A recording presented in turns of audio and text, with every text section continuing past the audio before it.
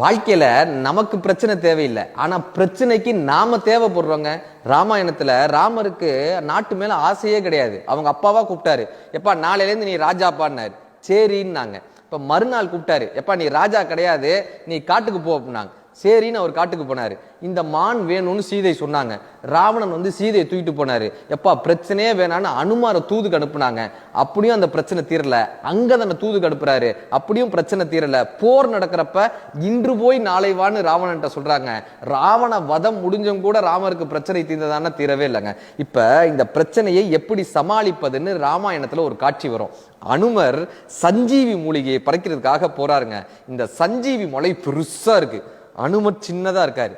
எது சஞ்சீவி மூலிகைன்னு தெரியல, ஏன்னா மலை பெருசா இருக்கு, பிரச்சனை பெருசா இருக்கு, எதுன்னு தெரியல, குழப்பம் அடைகிறாரு. இப்ப அனுமன் என்ன தெரியுமா பண்ணாராம், விஸ்வரூபம் எடுத்தாராங்க.